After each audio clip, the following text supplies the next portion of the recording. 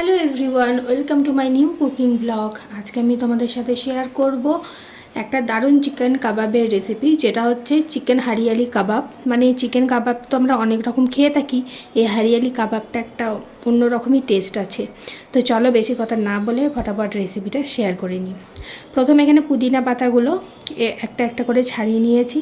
তারপর এখানে নিয়ে নিয়েছি ধনে পাতাগুলোকে একটু করে কেটে নিচ্ছি, না হলে আবার মিক্সির জারে ঢোকাতে সমস্যা হবে। এখানে নিয়ে নিলাম একটা কাঁচা লঙ্কা, নিয়ে নিলাম রসুন, তারপরে নিয়ে নিচ্ছি আদা। এখানে কিন্তু কোনো রকম পেঁয়াজের ইউজ হবে না, তো এ কটাই আমি এখানে আপাতত ইউজ করছি।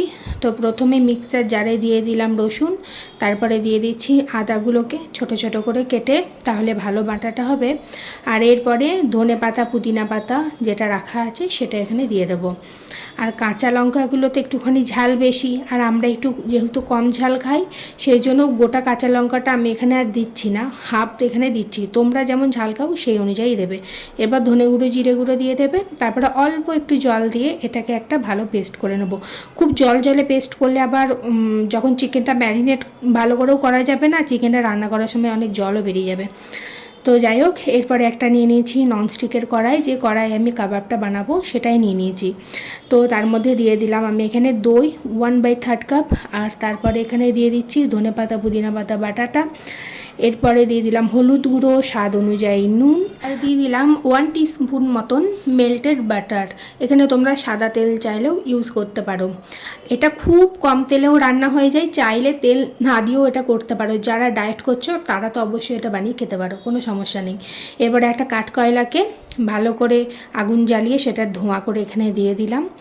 তো কিছুক্ষণ রেখেছি, ধোঁয়াটা যখন একদম চলে গেছে তখন ঢাকনাটা এখানে খুলে দিলাম, আর তারপরে গ্যাসে এটাকে চাপিয়ে দিলাম। এবার এটা প্রথমে আমি ঢাকা দিয়ে একটু হাই ফ্লেমেই রান্না করেছি, ওই মিডিয়াম টু হাই ফ্লেমে। তো দেখো এখানে জল একটু বেরিয়ে এসেছে, যেহেতু দই দেওয়া আছে সেই জন্য।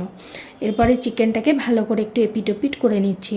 জল বেরোলে একদিক থেকে আমার মনে হয় ভালো, কারণ চিকেনটা খুব ভালোভাবে সেদ্ধ হয়, আর চিকেনটা একদমই কম সেদ্ধ খাওয়া ঠিক না। তো সে কারণে জল বেরোনো একটু ভালো। এদিকে দেখো গ্রেভিটা অনেকটা গাঢ় হয়ে এসেছে।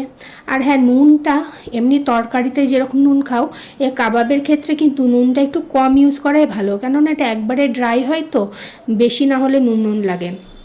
তো এদিকে চিকেন কাবাবটা প্রায় রেডি হয়ে গেছে, একদম যখন ড্রাই হয়ে গেছে এটাকে নামিয়ে নিয়েছি।